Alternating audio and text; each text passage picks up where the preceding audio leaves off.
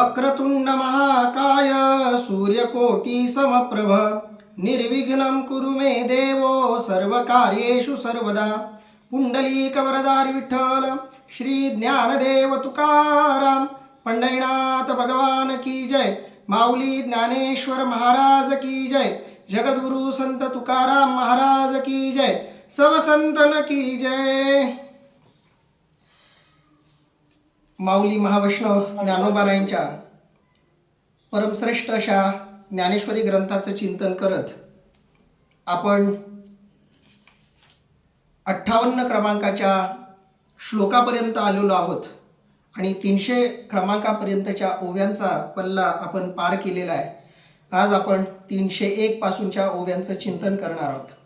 या ओवीचं चिंतन माऊलींनी ज्या श्लोकाच्या संदर्भात मांडलेलं आहे तो श्लोक आधी आपण घेऊयात. भगवंत म्हणतायत, यदा संवरते चायं कूर्मोंगानिव सर्वशः इंद्रियाणींद्रियार्थेभ्य तस्य प्रज्ञा प्रतिष्ठिता. अर्थात कासव आपली सर्व अंगे जशी इच्छेप्रमाणे वेळोवेळी आखडून घेतो त्याप्रमाणे हा योगी सर्व विषयांपासून जेव्हा आपली इंद्रिये सहज आवरतो तेव्हा त्याची प्रज्ञा सिद्ध किंवा स्थिर आहे असे समजावे. अर्थात अर्जुनाचा जो महत्त्वाचा प्रश्न आहे की देवा स्थितप्रज्ञ पुरुष कसा ओळखावा, स्थितप्रज्ञ पुरुषाची लक्षणं कोणती, या प्रश्नाचं उत्तर भगवंत देत आहेत. आणि ते देताना त्या पुरुषाची वेगवेगळी लक्षणं सांगत त्यांचा विषयांबद्दलचा भाव काय आहे हे स्पष्ट करताना एक सुंदर असं उदाहरण भगवंतांनी दिलेलं आहे. ते उदाहरण म्हणजे कासवाचं. आपण जर कासवाकडे बघितलं असेल कधी तर कासव आपल्या सगळ्या इंद्रियांना आपल्या शरीरामध्ये आकुंचन करून एकाग्र करून घेतं. पूर्ण अवयव आपल्या शरीरामध्ये ते ओढून घेतं. अगदी त्या पद्धतीनं विषय दिसले की ज्यांची इंद्रिय आपोआप आकुंचन पावतात किंवा उदासीन अवस्थेला जातात त्याची प्रज्ञा स्थिर झालेली आहे असं इथं वर्णन भगवान श्रीकृष्ण परमात्मा करतायत. आता या श्लोकाचं माऊली काय वर्णन करतायत ते आता आपण बघूयात.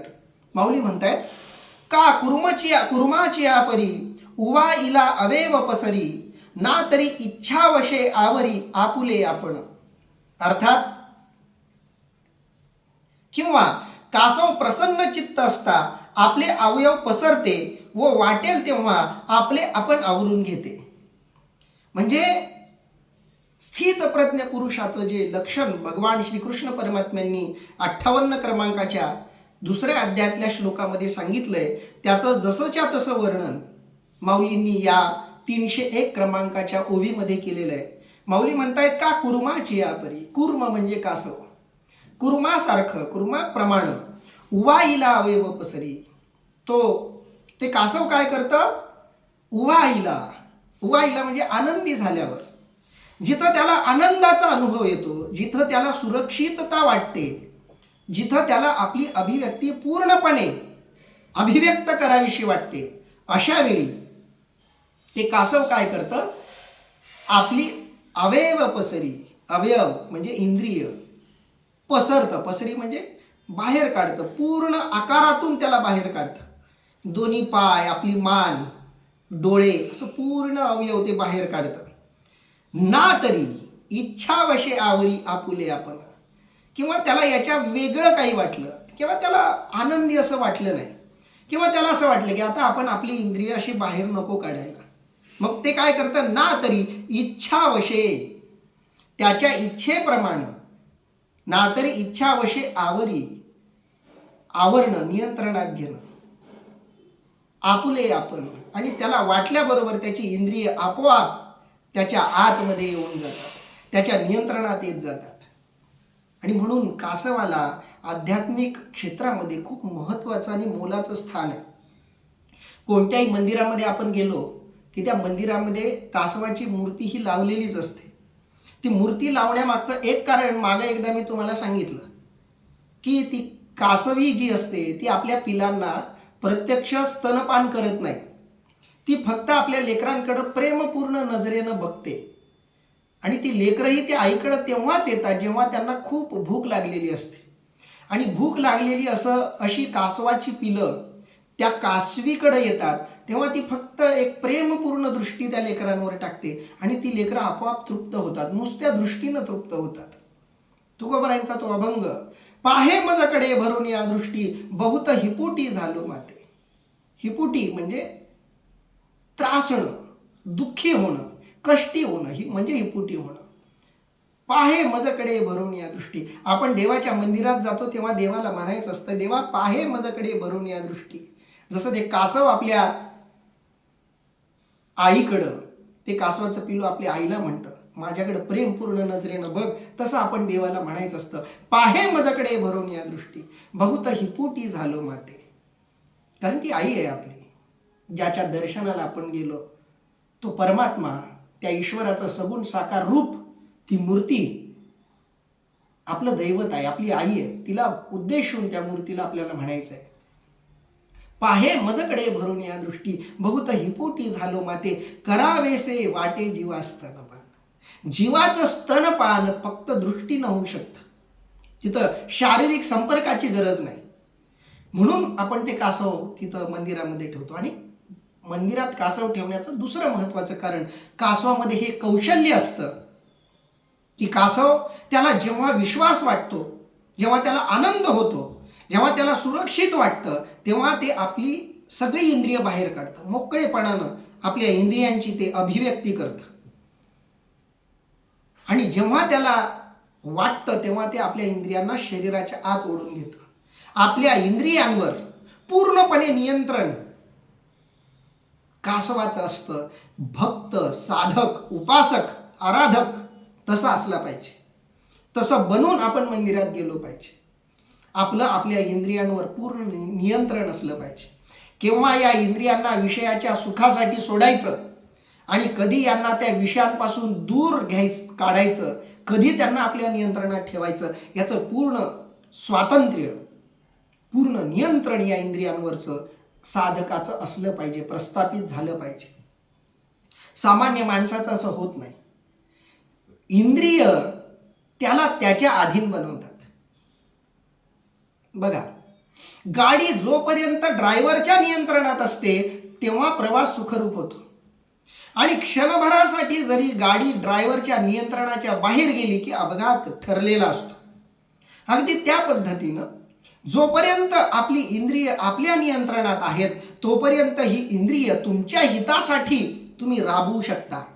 ज्या क्षणाला तुम्ही इंद्रियांच्या अधीन व्हाल तेव्हा ही इंद्रिय तुमचा ताबा घ्यायला लागतील आणि मग तुम्हाला इकडं तिकडं फिरवतील.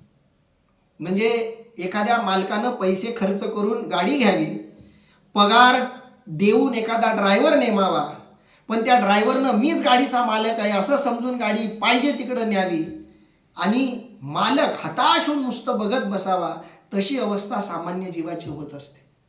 ही इंद्रिय जिकडं घेऊन जातील तिकडं हा आत्मा, जीवात्मा, मन भरकटत राहतं. आणि जिकडं जिकडं ही इंद्रिय भरकटतील त्याचा परिणाम शेवटी जीवात्म्याला भोगावा लागतो. ड्रायव्हरला काही नाही, ड्रायव्हरचं काय नुकसान होणार आहे? नुकसान गाडीचं आणि मालकाचं होणार आहे, कारण ड्रायव्हरची गाडी नाही आहे, ड्रायव्हरचा पैसा लागलेला नाही आहे. इंद्रियांचं कोणतंही नुकसान होणार नाही, कारण इंद्रिय नाशिवंतच आहेत, संपणारच आहेत. पण जोपर्यंत त्या इंद्रियांचा आत्म्याशी, जीवात्म्याशी संबंध आहे तोपर्यंत ही इंद्रिय जे जे करतील त्याचा परिणाम जीवात्म्याला भोगावा लागणार आहे. आणि म्हणून जीवात्म्याचं कर्तव्य आहे, त्याचं काम आहे, त्याची जबाबदारी आहे की इंद्रिय आपल्या नियंत्रणात ठेवली पाहिजेत. मालकानं ड्रायव्हरला आपल्या नियंत्रणात ठेवलं पाहिजे. कुण्या बाजूला गाडी न्यायची, किती स्पीडनं गाडी न्यायची, कुठं गाडी थांबवायची, किती वेळासाठी थांबवायची, स्वतःला न विचारता, मालकाला न विचारता ड्रायव्हरनं गाडी कुठं थांबवली नाही पाहिजे. स्पीड पण स्वतःच्या मनानं वाढवलं नाही पाहिजे. ड्रायव्हर जर मालकाच्या नियंत्रणात असेल तर ती गाडी त्या मालकाचा फायदा करेल, तो ड्रायव्हरही मालकाचा फायदा करेल. आणि जर मालक आणि गाडी दोन्ही मालकाच्या नियंत्रणाच्या बाहेर गेले की त्या गाडीच्या नुकसानाचा परिणाम मालकाला भोगावा लागेल. अगदी त्याप्रमाणे आपली इंद्रिय आपल्या नियंत्रणात पाहिजेत. आपल्या नियंत्रणात ती इंद्रिय असतील तर ती विषयांच्या मागे लागणार नाहीत. विषयांचा भोग घ्यायचा आहे नाही असं नाही, विषयांच्या भोगाचा त्याग संतांनी सांगितलेला नाही, फक्त त्याला एक नैतिक चौकट संतांनी घालून दिलेली आहे. त्या नैतिक चौकटीच्या बाहेर जाऊन तुम्ही विषयोपभोग करायचा नाही. मग ते विषय स्वैराचारामध्ये बदलतात आणि स्वैराचार अधःपतनाला कारणीभूत ठरतो. आणि म्हणून इंद्रिय नियंत्रणात पाहिजेत. इंद्रियांना कधी स्वातंत्र्य द्यायचं याचा अर्थ असा नाही की ड्रायव्हरला मालकानं मोकळीकच द्यायची नाही. मालक दरवेळेला ड्रायव्हर थोडी मालकाला विचारणार, मालक पुढं गाडी आली ब्रेक दाबू का, मग मालक सांगणार हा दाब, मग ड्रायव्हर दाबणार. इतकंही नियंत्रण नाही ठेवायचं इंद्रियांवर. इंद्रियांना थोडी मोकळीकही द्यायची आहे, पूर्ण नियंत्रण नाही. थोडं स्वातंत्र्यही त्या इंद्रियांना दिलं पाहिजे, पण ते स्वातंत्र्यही मर्यादित असलं पाहिजे. इंद्रियांनी त्या स्वातंत्र्याचा स्वैराचारामध्ये बदल नाही केला पाहिजे, याची काळजी या मनानं घेतली पाहिजे. मनाच्या नियंत्रणात इंद्रिय असली पाहिजेत आणि मन आत्म्याच्या नियंत्रणात असलं पाहिजे. कसं तर याचं उदाहरण देण्यासाठी माऊलींनी खूप सुंदर उदाहरण दिलंय कासवाचं, जे भगवान श्रीकृष्ण परमात्म्यांनी सुद्धा दिलंय. स्थितप्रज्ञ पुरुष जो असतो, स्थितप्रज्ञ महात्मा जो असतो, त्या महात्म्याची इंद्रिय कशी असतात, तर जशी कासवाच्या नियंत्रणात त्याची इंद्रिय असतात, तशी स्थितप्रज्ञ पुरुषाची इंद्रिय त्याच्या नियंत्रणामध्ये असतात. म्हणून का कुर्माची या परी, कुर्म ज्याप्रमाणे उवाईला अवेव पसरी, आनंद झाला की ते पूर्ण आविष्कार त्या इंद्रियांचा कासव करतं, तसं संतही इंद्रियांना पूर्ण स्वातंत्र्य देतात. वाचेचं काम आहे बोलणं, तिला ते काम दिलं पाहिजे. वाचेला नुसतं शांत ठेवून चालणार नाही. संतांनी मोकळीक दिली वाचेला, पण कुठं? अध्यात्माच्या परमार्थाच्या क्षेत्रात. मनसोक्त देवाचं नाव घे, मनसोक्त भगवंताची कथा गा, मनसोक्त संत साहित्याचं चिंतन, निरूपण, आराधना कर. हे स्वातंत्र्य संतांनी जिभेला देऊन टाकलं. घेई घेई माझे वाचे, गोड नाम विठोबाचे. डोळे तुम्ही घ्या रे सुख, पहा विठोबाचे मुख. डोळ्यांनाही स्वातंत्र्य दिले, मनसोक्त आनंद लुटा या सुंदर अशा भगवंताच्या मूर्तीचा, भगवंताच्या वेगवेगळ्या लीलांचा मनसोक्त आनंद लुटा. देवाच्या सगळ्या गोष्टी डोळ्यांनी बघायच्या. डोळ्यांनी चित्रपट बघू नका असं संतांनी सांगितलेलं नाही. बघा, पण त्या चित्रपटांमध्ये सात्विकता ठेवा. आता किती सुंदर सुंदर चित्रपट आलेत. रामायणावर आलेत, महाभारतावर आलेत, हनुमंतरायांच्या चरित्रावर, संतांच्या चरित्रावर सुंदर सुंदर चित्रपट निघालेत. ते बघा. डोळ्यांना बघण्याची वासना आहे, तर त्या डोळ्यांना चांगलं बघण्याची वासना पूर्ण करा. डोळ्यांची वासना पूर्ण करा, पण ती सात्विक वासना असली पाहिजे. म्हणून डोळे तुम्ही घ्या रे सुख, पहा विठोबाचे मुख. तुम्ही ऐका रे कान, माझ्या विठोबाचे गुण. कानाला ऐकायची वासना आहे, पण त्यांना चांगलं ऐकवलं पाहिजे. हाताला काहीतरी करावंसं वाटतं, पण या हाताने काही चुकीचं नाही केलं पाहिजे. परोपकार केला पाहिजे, दानधर्म केलं पाहिजे, टाळी वाजवली पाहिजे. या हाताने काहीतरी सत्कर्म केलं पाहिजे. हातालाही स्वातंत्र्य आहे, पायांनाही स्वातंत्र्य द्यायचं आहे, नुसतं बसून नाही ठेवायचं. पण या पायांनी चुकीची वाटचाल कधी केली नाही पाहिजे. हा उपदेश आपल्या इंद्रियांना करायचा आहे. सगळ्या इंद्रियांकडून काम करून घ्यायचंय, स्वातंत्र्य द्यायचंय त्यांना. कुठं? जिथं आनंद मिळेल या इंद्रियांना, तिथंच यांना मोकळी द्यायची आहे. का कुर्माची आपरी, उवाईला अवेव पसरी, ना तरी इच्छावशे आवरी आपुले आपण. इथं बऱ्याच लोकांना जमत नाही. बरेच लोक म्हणतात, बरेच माझे व्यसनी मित्र आहेत, ते म्हणतात खूप वाटतं दारू पिऊ नये, दारू पिऊ नये. पण नुसतं ते दारूचं दुकान आलं किंवा लहर आली, इच्छा नसताना शरीर तिकडं जातं. याला म्हणतात इंद्रियांच्या नियंत्रणात जाणं. बरेच मुलं म्हणतात हे तंबाखू गुटखा काय आवडत नाही, सिगारेट ओढायला आवडत नाही, पण काय करणार? तल्लफ आली की नियंत्रणात, कंट्रोलच होत नाही.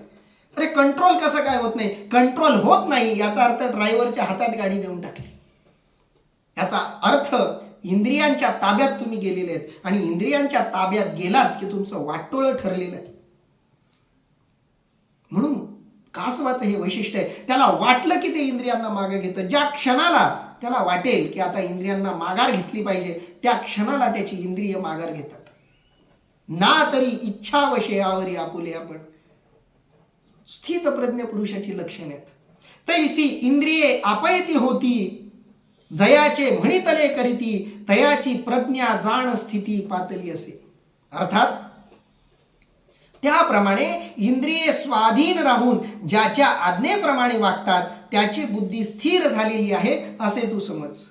अर्थात अर्जुना, त्या कासवाच्या नियंत्रणात जसं त्याचं शरीर असतं, त्याची अवयव असतात, अगदी त्या पद्धतीनं ज्याची इंद्रिय स्वतःच्या नियंत्रणात आहेत, कधी त्या इंद्रियांना मोकळीक द्यायची आणि पाहिजे त्या क्षणाला त्यांना आवर्त घ्यायचं आणि ते इंद्रियांनी ऐकलं पाहिजे, असं ज्याला जमलं तो स्थित प्रज्ञ. तैसी इंद्रिये आपयती होती. अगदी कासवाच्या प्रमाणे इंद्रिय आपयती होती. आपयती शब्दाचा अर्थ आहे स्वाधीन, नियंत्रणात, लगाम आपल्या हातात असली पाहिजे. किंवा तुम्ही स्वतः गाडी चालवताय, ड्रायव्हर तरी कशाला ठेवता, स्वतःच गाडी चालवायची. स्वतः गाडी चालवली की मग सगळं आणखी आपल्या नियंत्रणात यायला लागतं. म्हणून शरीर केंद्री जीवन जगण्यापेक्षा मन केंद्री जीवन जगायचं. मन केंद्री जीवन जगणं म्हणजे स्टेअरिंग आपल्या हातात ठेवणं, इंद्रिय मनाच्या ताब्यात ठेवायचं आणि मन आपल्या ताब्यात ठेवायचं. असं एकदा केलं, तैसी इंद्रिये आपयती हाती. त्याप्रमाणे इंद्रिये आपयती होती, आपल्या स्वाधीन आलेली आहेत, नियंत्रणात लगाम आलेली आहे. जयाचे म्हणितले करीती. जे इंद्रियांना सांगितलं ते जे करतात, ज्याची इंद्रिय त्यांनी सांगितलेली कामं करतात. जयाचे म्हणितले करीती. त्यांनी सांगावं आणि इंद्रियांनी करावं असं ज्यांच्याकडून घडतं, तयाची प्रज्ञा जाण स्थिती पातली असे. त्यालाच प्रज्ञा प्राप्त झालेली आहे, त्याला प्रज्ञेची स्थिती प्राप्त झालेली आहे, म्हणजेच तो स्थित प्रज्ञ आहे असं जाण पातली असे. त्याला स्थित प्रज्ञाची अवस्था प्राप्त झालेली आहे असं तू समज, असं भगवंत सांगतायत. एका श्लोकाचं 2 ओव्यांमध्ये माऊलींनी या प्रकारे निरूपण केलंय. पुढं भगवंत काय म्हणतायत बघा.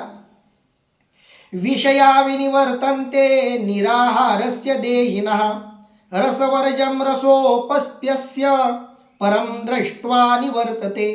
अर्थात इंद्रिय वश ठेवणाऱ्या निराहारी देहाभिमानी तपस्व्याचे केवळ विषयच निवृत्त होतात. राग अर्थात प्रीती निवृत्त होत नाही, परंतु ब्रह्मसाक्षात्कार झालेल्या ह्या यतीचा तर विषयाभिलाषही निवृत्त होतो. अर्थात ज्यानं पूर्णपणे इंद्रियांना आपल्या नियंत्रणामध्ये ठेवलेला आहे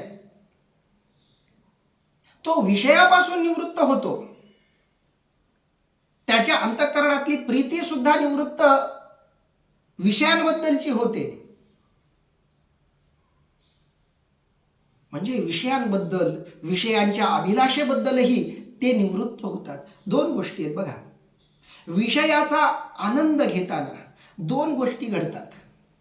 एक, ते जे विषय आहेत ते तुम्हाला आकर्षित करतील. विषयांचा स्वभाव आहे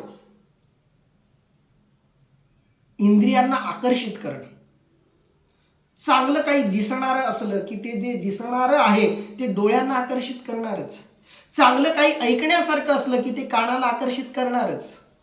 चविष्ट काही असलं की ते जिभेला आकर्षित करणारच.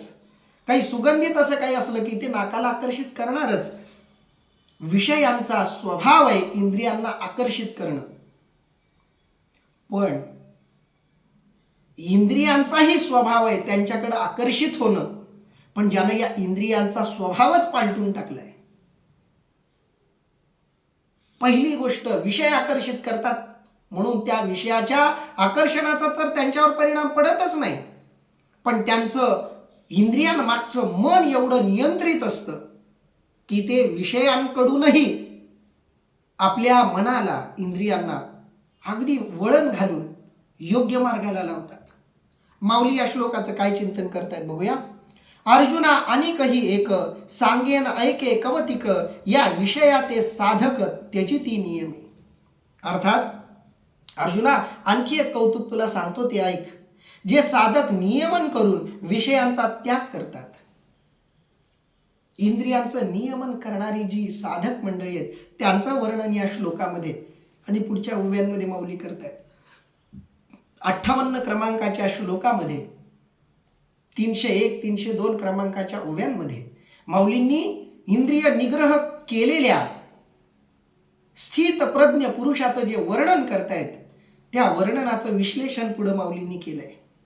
माऊली म्हणतात अर्जुना अनेकही एक. अर्जुना आणखी एक महत्वाची गोष्ट तुला सांगतो. सांगेन ऐके कवतिक. एक नवल अशी गोष्ट मी तुला सांगतोय ती तू ऐक.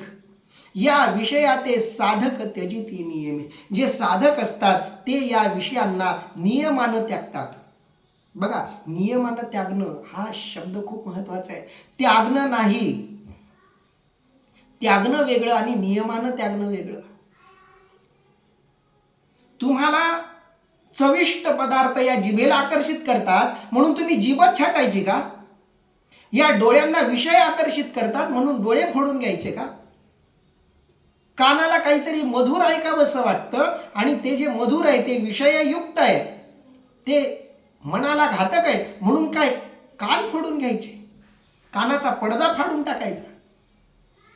नाही. परमार्थ, अध्यात्म, साधना त्याचं नाव नाही. साधना म्हणजे शॉर्टकट नाही. हा शॉर्टकट झाला. बघा, एखाद्या माणसाला रोग झाला तर तो फक्त रोग निवृत्त झाला पाहिजे, रोगी जिवंत राहिला पाहिजे. मित्र एक उदाहरण देतात. एका माणसाला असाध्य रोग झाला होता.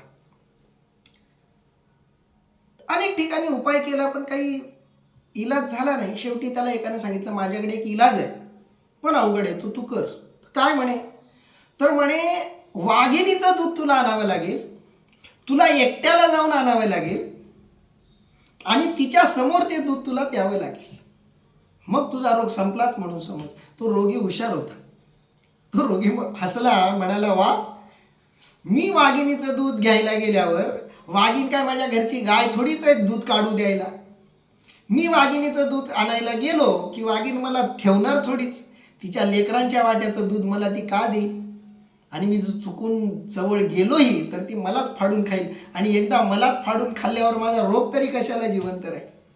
रोग्यासह रोगाची निवृत्ती हा उपाय कधीही योग्य उपाय ठरू शकत नाही.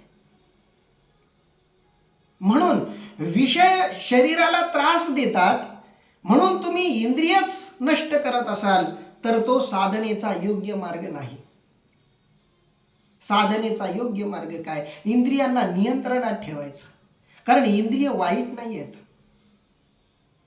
इंद्रिय वाईट नाही आहेत. या इंद्रियांचा योग्य वापर केला तर ही इंद्रिय आपल्याला बरंच काही मिळवून देऊ शकतात.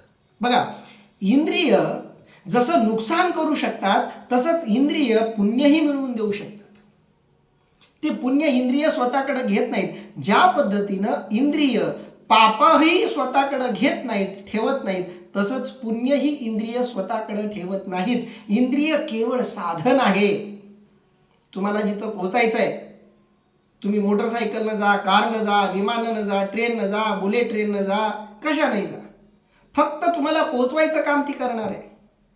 बाकी कोणतंही श्रेय ते वाहन साधन घेणार नाही. ही इंद्रिय त्यांनी केलेल्या कोणत्याही कर्माचं फळ स्वतःकडे ठेवणार नाहीयेत. मग ते पुण्यात्मक फळ असो किंवा पापात्मक फळ असो, दोन्ही फळं तुम्हालाच ते देणार आहेत इंद्रिय. म्हणून या इंद्रियांचा चांगला वापर करा. एक तलवार आहे, त्या तलवारीनं कुणाला मारताही येतं, स्वतःलाही मारता येतं तलवारीनं, किंवा त्याच तलवारीनं एखाद्याचं जीवनही वाचवता येतं. चाकू आहे, त्याच्यानं एखाद्याला भोसकून माठारही करता येतं आणि त्या चाकूचा वापर करून ऑपरेशनही करता येतं. तुम्ही तो चाकू कशासाठी वापरताय हे महत्वाचं आहे. इंद्रिय श्रेय घेणार नाहीत. डॉक्टरनं ऑपरेशन यशस्वी केलंय का अपयशी केलंय हे याचं श्रेय शस्त्रांना जात नाही. कोणती कात्री वापरली, मग त्या कात्रीचा सत्कार होणार नाही, सत्कार डॉक्टरचाच होईल. कारण साधनं फक्त वापरण्यासाठी असतात, इंद्रिय फक्त वापरण्यासाठी आहेत. म्हणून इंद्रिय वापरण्यासाठी आहेत म्हणून ती वापरायची, पण कोणत्या कामात वापरायची, तर पारमार्थिक कामात वापरायची. म्हणून आणि पारमार्थिक कामात वापरायची म्हणजे विषयांचा नियमपूर्वक त्याग करायचा, एक नियम घालून द्यायचा आणि त्या नियमांमध्ये त्यांना विषयाचं सेवन करायची परवानगी द्यायची. एका विशिष्ट वेळेत, एका विशिष्ट वयात, एका विशिष्ट काळापुरतं विषयांचं सेवन हे परमार्थासाठी घातक नाही, उलट बाधक आहे, साधक आहे, बाधक नाहीये. बघा, जेवण करणं हितकारक आहे, पण मर्यादेच्या बाहेर जेवण करणं अपायकारक आहे. विष सुद्धा मर्यादेपर्यंत घेणं फायद्याचं आहे. बघा, विष म्हणजे काय, औषध जे प्यायला किचकट वाटतं, त्रासदायक वाटतं, कडवट वाटतं, तेही हितकारक होऊ शकतं. आणि अमृत सुद्धा घातक ठरू शकतं मर्यादेच्या बाहेर प्याल्यावर. म्हणून प्रत्येक गोष्टीला नियमांमध्ये स्वीकारायचं आणि नियमांमध्ये त्यागायचं. नियमांमध्ये प्रत्येक गोष्टीला बांधलं की साधना सुरळीत होते. साधना करायची म्हणजे 24 तास करायची नाही. आपण आराधना 24 तासही करू शकतो. मी बसलो, प्रवचन देत राहणार, भूक लागली की जेवायला जायचं, यायचं, पुन्हा आराधना करायची. तशी आराधना होऊ शकते, पण तशी आराधना शक्य नाही. बाकीच्या प्रापंचिक अडचणीही आहेत, त्याही करणं गरजेचं आहे. त्या प्रापंचिक गोष्टींकडे लक्ष नाही दिलं की तुम्हाला 1 तास सुद्धा नीट आराधना करायला मिळणार नाही. म्हणून 1 तासाची आराधना व्यवस्थित होण्यासाठी 23 तास तुम्हाला प्रपंचाला द्यावे लागू शकतात. दुसऱ्या अर्थानं 23 तासाचा प्रपंच नीट व्हावा याच्यासाठी 1 तासाची आराधना पुरेशी आहे. मोबाईल काही 24 तास चार्जिंगला नाही लावून ठेवत आपण. 1 तास मोबाईल चार्जिंगला लावला की दिवसभर चालतो. तसं 1 तासाची आराधना, या आराधनेतून आपण जे ग्रहण केलंय, जे शिकलोय, ते बाकीच्या 23 तासामध्ये अप्लाय करायचं आहे. असं जर केलं तर नियमांमध्ये विषय सेवन केले, नियमांमध्ये विषय त्याग केला असा त्याचा अर्थ होईल. आणि साधक तेच करतात. म्हणून भगवंत सांगतायत, अर्जुना अनिकही एक सांगेन ऐक एकवतिक, या विषया ते साधक त्यजिती नियमे. या विषयांना साधक मंडळी त्यजतात, त्यागतात, पण नियमांमध्ये. श्रोत्राद्री इंद्रिये आवरिती, परी रसने नियम न करीती, जे सहस्रधा कवडी जती विषयीही. अर्थात श्रोत्रादी इंद्रिये आवरतात पण जिभेवर ताबा ठेवीत नाहीत. ते हजारो प्रकारांनी विषयांकडे घेरले जातात. बघा, नियंत्रण कसं पाहिजे, सगळ्या बाजूनं नियंत्रण पाहिजे. नाहीतर प्रत्येक माणसाच्या आयुष्यात विशिष्ट अशा विषयाबद्दल जास्त आसक्ती असते. काही लोकांना खायला खूप आवडतं, सगळेच विषय आवडतील असा जीव नसतो. काही विषय जास्त आवडणारे जीव असतात. काही लोकांना खाणं आवडतं, ते जिभेचे चोचले पुरवण्यात धन्यता मानतात. काहींना नुसता वेगवेगळा सुगंधित वास घेण्याची सवय असते, आवड असते. काहींना वेगवेगळं बघण्याची आवड असते. काहींना वेगवेगळे परदेश भ्रमण करण्याची हौस असते. काहींना वेगवेगळ्या ठिकाणी जाऊन जेवण करायची इच्छा असते. काहींना वेगवेगळं काहीतरी ऐकत राहायची इच्छा असते. काही लोकांना शारीरिक सुखाची अपेक्षा असते. वेगवेगळ्या इंद्रियांमध्ये वेगवेगळी लोक रमतात. श्रोत्रादी इंद्रिय आवरती, काही लोकांबद्दल माऊली बोलतायत. काही लोक काय करतात, श्रोत्रादी जी इंद्रिय आहेत त्यांना आवर घालतात. म्हणजे कानाची जी इंद्रिय आहेत त्याला ते नियंत्रणात आणतात. परी रसने नियमू न करीती, पण जिभेवर त्यांचं नियंत्रण नसतं. काहीही, कधीही, कुठंही, कसंही, कितीही खातात. परी रसने नियमू न करीती, रसना म्हणजे जीभ, नियमू न करीती म्हणजे जिभेला कोणतेही नियम लावत नाहीत, कानाला नियम लावतात. ते सहस्रधा कवळी जती विषयी ती, अशी लोक सुद्धा विषयांमध्ये वेढले जातात. ते सहस्रधा कवळी जती, ते वेगवेगळ्या प्रकारे विषयांमध्ये अडकतात. म्हणजे कोणत्याही एका इंद्रियाला तुम्ही मोकळीक दिली तरी ते एक इंद्रिय सुद्धा तुमचा घात करू शकतं. सगळीच इंद्रिय नियंत्रणात पाहिजेत. सगळी इंद्रिय सगळ्यांची कार्यरत नसतात. काहींची काही इंद्रिय कार्यरत असतात. पण माऊली म्हणतायत काही लोक काय करतात, श्रोत्रादी इंद्रिये आवरिती.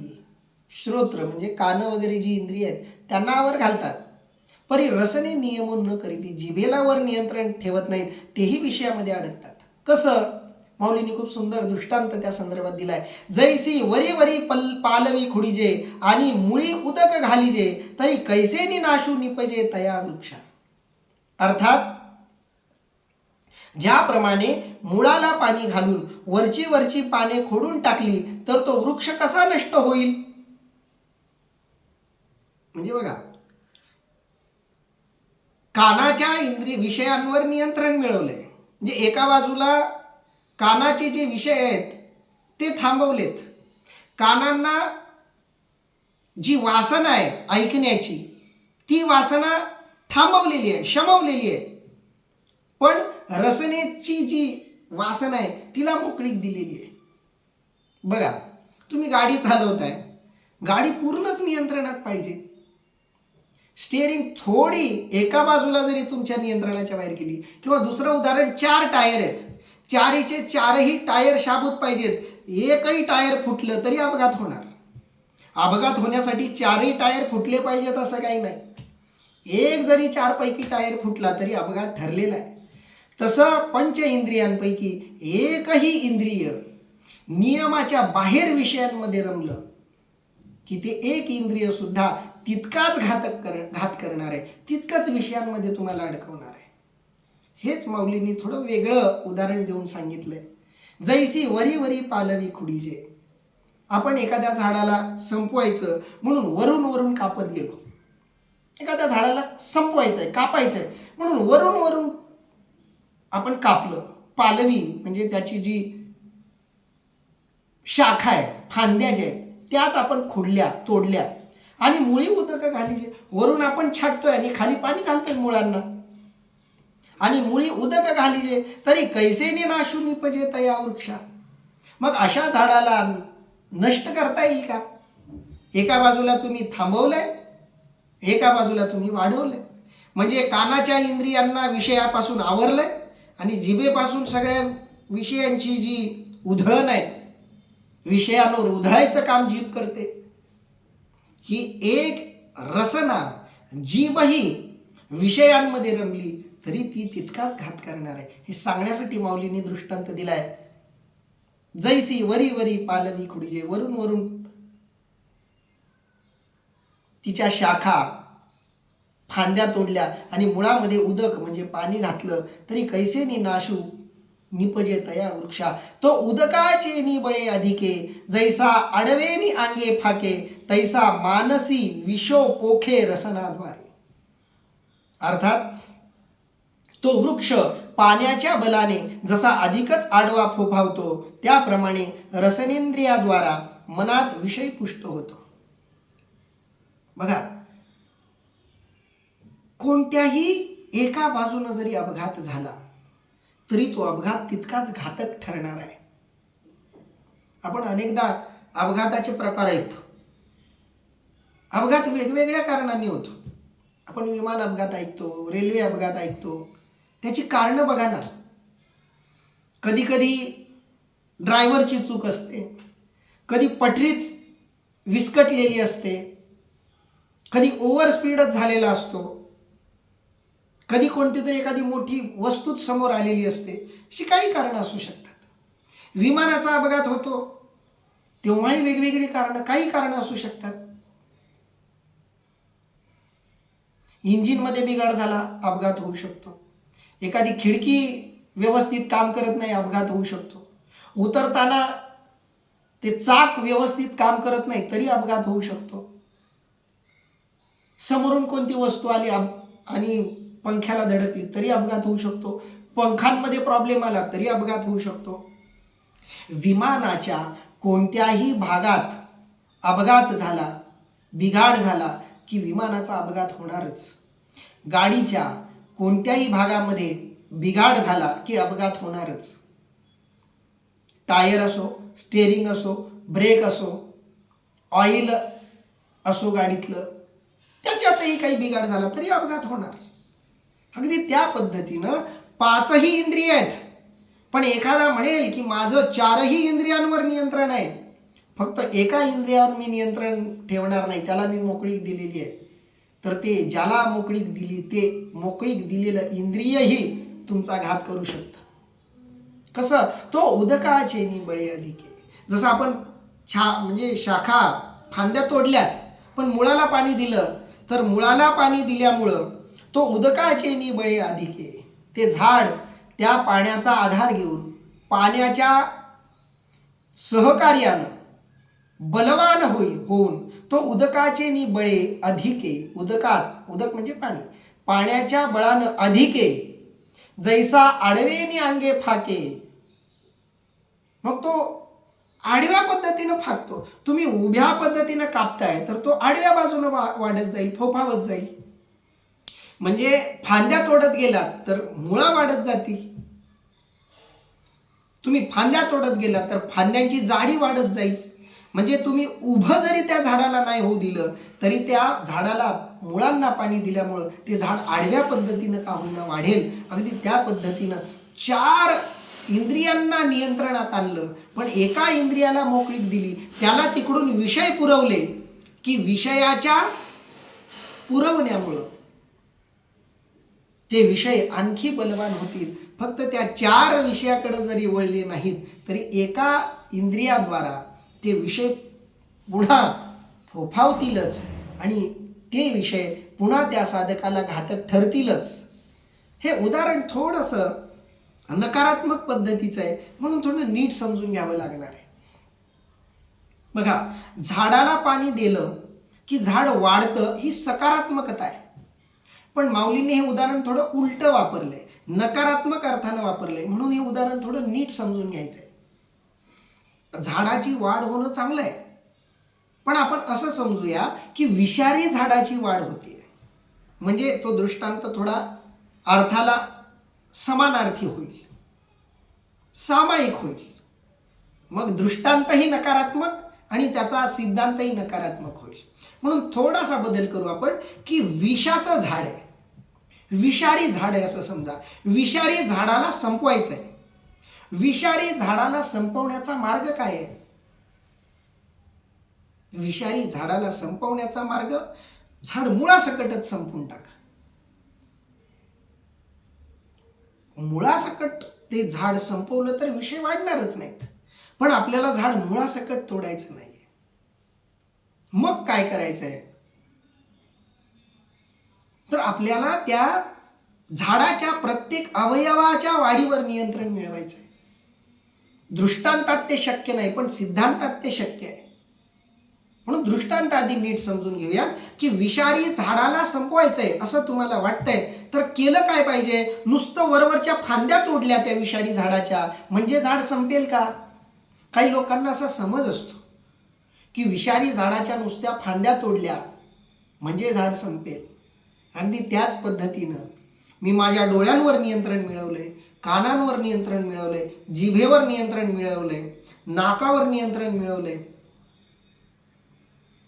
वैषयिक सुखामध्ये मी रमलो, मग काय झालं? किंवा मी फक्त डोळ्याला जे लागतं आवडतं ते मी करू देतोय, बाकी कानाला, नाकाला, तोंडाला मी नियंत्रणात ठेवलंय, असं जरी तो साधक म्हणाला तरी सुद्धा त्याची वासना समूळ नष्ट होणार नाही. कारण झाडाच्या फांद्या तोडल्या आणि त्याच्या उलट मुळाला पाणी देत राहिलो. मुळाला पाणी देणं म्हणजे कोणत्या तरी एका अवयवाला, इंद्रियाला विषय पुरवणं. ते आपण पुरवत गेलो की मग काय नुकसान होणार? की रसनेच्या द्वारे ते विषय पुन्हा वाढतील. तैसा मानसी विषोपोखे रसनाद्वारे. अगदी त्या पद्धतीनं रसनेच्या द्वारे, जिभेच्या द्वारे मनामध्ये विषोपोखे, विष पसरत जाईल मनामध्ये. कारण बघा, विष कुठूनही हो जाणार मेंदूपर्यंतच. साप चावल्यामुळं माणूस मरत नाही. साप चावल्यानंतर ते विष मेंदूपर्यंत जातं. मेंदूपर्यंत गेलं की माणूस मरतो, किंवा हृदयापर्यंत गेलं की माणूस मरतो. ही दोन महत्वाची इंद्रिय आहेत. नाहीतर नुसता हाताला साप चावला तर माणूस मरायचं काही कारण नाही. पण हाताला चावलेला साप, तिथून आलेलं विष या हातापासून सगळ्या नसा या हृदयाशी आणि मेंदूशी जोडलेल्या असतात. म्हणून ते विष जेव्हा हृदयापर्यंत जातं, मेंदूपर्यंत जातं, तेव्हा माणूस मरतो. म्हणून हाताला साप चावल्या चावल्या माणूस मरत नाही. साप चावल्यावर ते विष सगळीकडे पसरावं लागतं, मग माणूस मरतो. आणि म्हणून काही मरण्यासाठी सगळ्या इंद्रियाला सगळ्या बाजूनं सापानं चावण्याची गरज नाही. एका जागी जरी साप चावला तरी विष त्या एका बाजूनं सगळ्या शरीरभर पसरतं. तसं विषय कोणत्याही एका इंद्रियाला त्यांना मोकळीक दिली, मग तुम्ही जिभेला मोकळीक द्या तरी विष मनापर्यंत जाणार. मन मुख्य आहे. मन विषारी झालं म्हणजे साधना बिघडली.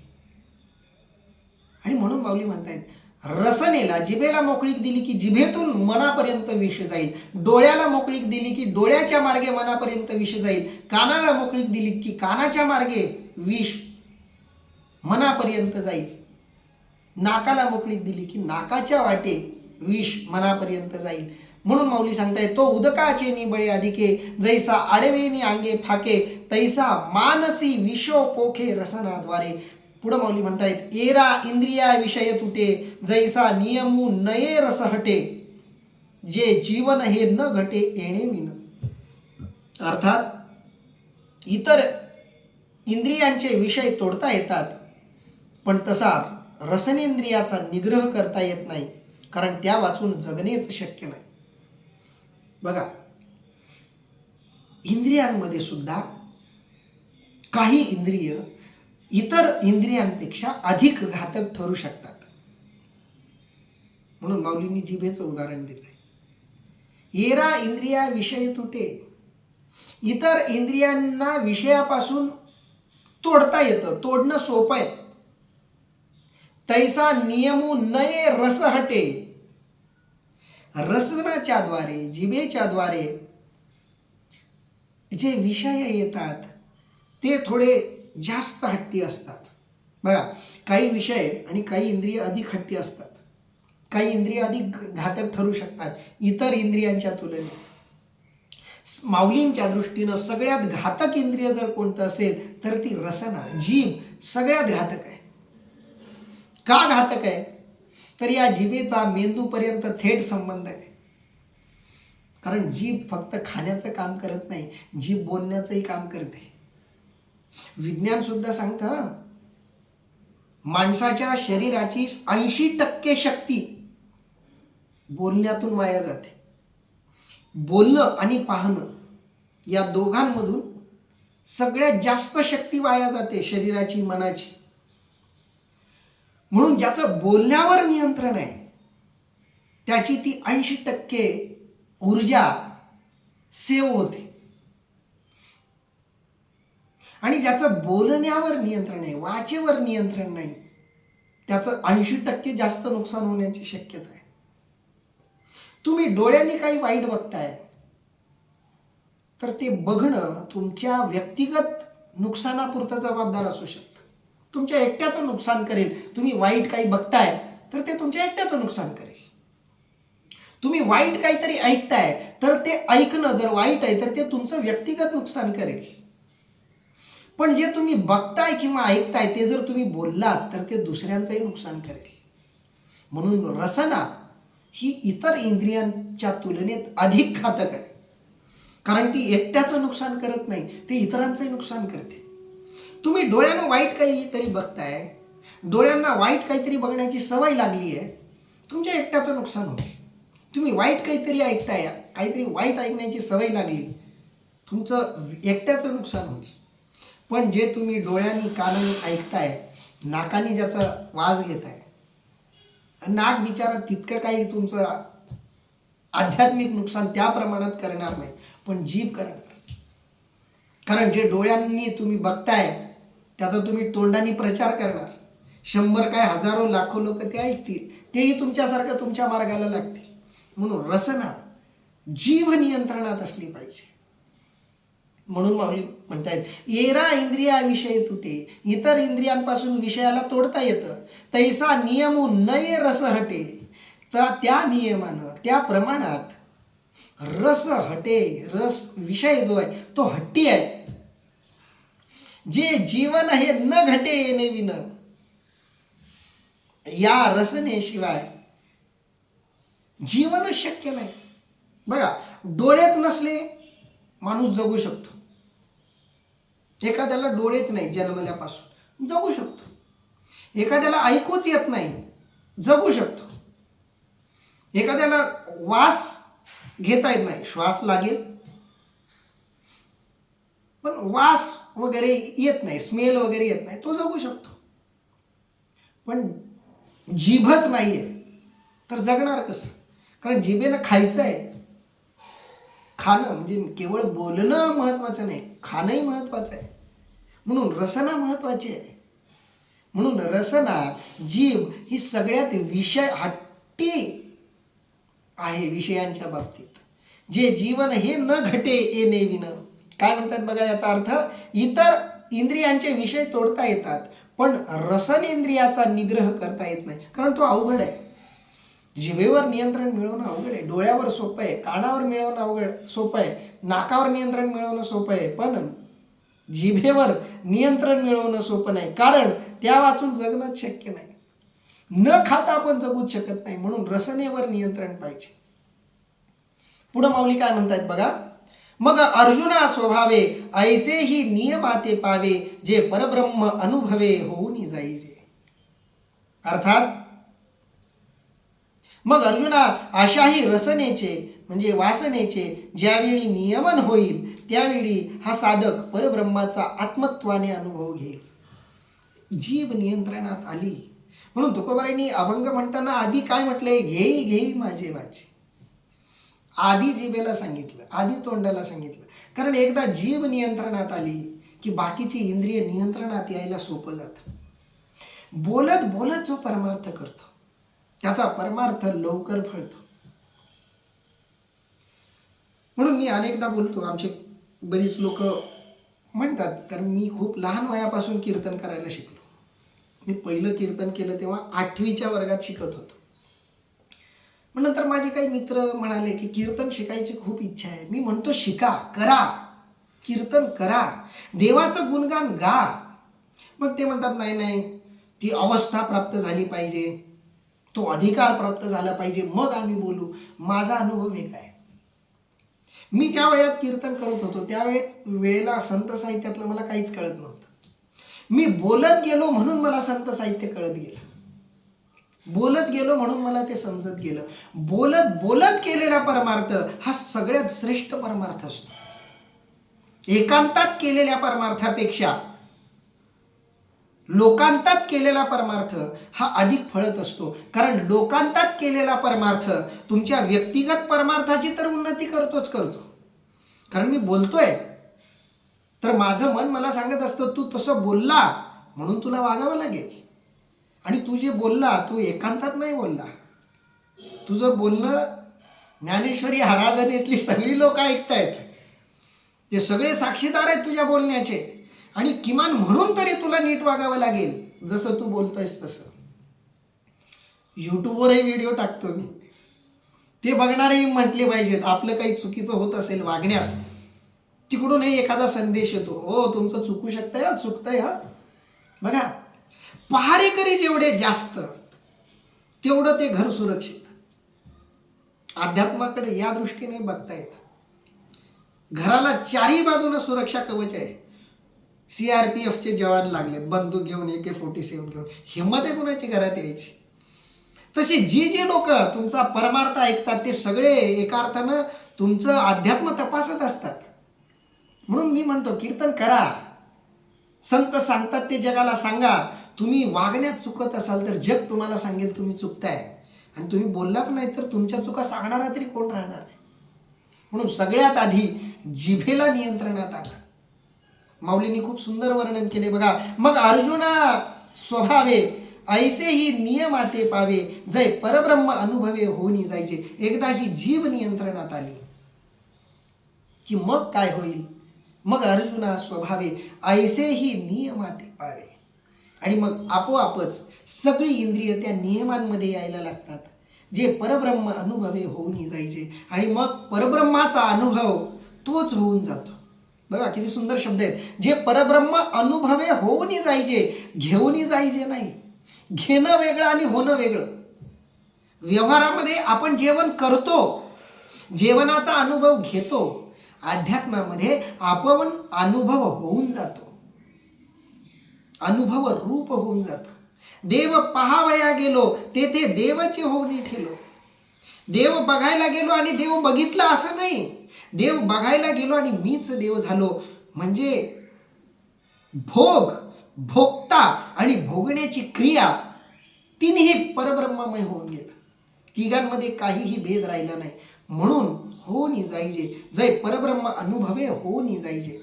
तय शरीर भाव नासती, इंद्रिये विषय विसरती, जय सोहम भाव प्रतीती प्रकट होय. अर्थात सोहम म्हणजे मीच तो परमात्मा आहे असा अनुभव घेईल, त्यावेळी शरीर भाव नाहीसे होतात व इंद्रिये विषयांना विसरतात. म्हणून मी नेहमी म्हणतो, मोठं काही मिळालं की छोटं माणूस आपोआप विसरतो. म्हणून छोट्यावरची आसक्ती घालवायची असेल तर त्याच्यापेक्षा मोठं काहीतरी मिळवा. आणि परब्रह्म तत्वाचा अनुभव याच्यापेक्षा मोठा, याच्यापेक्षा आनंदी, याच्यापेक्षा परिपूर्ण असा दुसरा अनुभवच नाही. आणि म्हणून तो अनुभव घ्या. तो अनुभव घेतला की बाकीच्या गोष्टी तर विसरूनच जाल. ज्याचं पंतप्रधानाबरोबर बसणं उठणं आहे, तो सरपंचाबरोबरच्या बसण्या उठण्याचं कौतुकच करणार नाही. तसं ज्याचं परब्रह्म सुखाबरोबर नातं जुडलंय, त्याला बाकीच्या विषयांबरोबर नातं जोडण्यात कोणताही रस वाटणार नाही. तै शरीर भाव नासती. एकदा त्या परब्रह्माचा अनुभव आला की शरीर भाव आपोआप नासणार. कारण अविनाशी परिपूर्ण असा आनंद देणारं परब्रह्म तत्व अनुभवाला आल्यावर शरीराच्या नासक्या भावात काय म्हणणार आहे. तै शरीर भाव नासती, इंद्रिय विषय विसरती. इंद्रिय आपोआप विषयांना विसरून जातात. माझी मज झाली अनावर वाचा, छंद या नामाचा घेतला असे. वेळ कमी आहे पण एक शेवटचं उदाहरण देतो. तुकोबाराय एके दिवशी शौचालयाला बसले म्हणे. कारण ते 24 तास देवाचं नाव घेत होते तुकोबार. देवाचं नाव, देवाचं नाव, देवाचं नाव 24 तास. शौचालयाला बसूनही ते देवाचंच नाव घेत होते. तर एका माणसानं ते ऐकलं, त्याला वाईट वाटलं आणि त्यांना तुकाराम महाराजांना नंतर सांगितलं, म्हणजे काय महाराज, शौचालयाला बसल्यावरही तुम्ही देवाचं नाव घेता, ते शोभतं का तुम्हाला? कुठंही देवाचं नाव.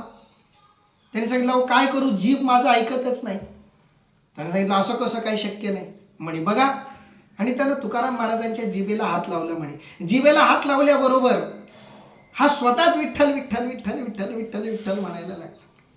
माझी मज झाली अनावर वाचा, छंद या नामाचा घेतला असे. एकदा या इंद्रियांना देवाच्या नामस्मरणाचा छंद लागला की ही इंद्रिय कुठंही कधीही कसंही त्याचंच नाव घेणार. जागा बघणार नाहीत, वेळ काळ काहीच बघणार नाहीत. इंद्रिये विषय विसरती, विषयांमध्ये मग ते रमणार नाहीत, परब्रह्मामध्येच ते रमतील. तै शरीर भाव नासती, इंद्रिये विषय विसरती, जय सोहम भाव प्रतीती प्रकट होय. ज्यांना मीच परब्रह्म आहे, मीच परमात्मा आहे याची प्रतीती येईल, त्याच्या अंतःकरणात सोहम भावाचं प्रागट्य होतं. आपोआपच ते विषयांपासून आणि शरीर भावापासून दूर जातात. आणि जे शरीर भावापासून दूर जातात, इंद्रियांच्याची विषय विसरून जातात, तोच स्थितप्रज्ञ महात्मा होय, असं इथं माऊली वर्णन करतायत. इथं आपण थांबूया, बाकीचं चिंतन उद्या बघू. पुंडलिक वरदा हरी विठ्ठल, श्री ज्ञानदेव तुकाराम, पंढरीनाथ भगवान की जय, माऊली ज्ञानेश्वर महाराज की जय, जगद्गुरु संत तुकाराम महाराज की जय, सब संतन की जय.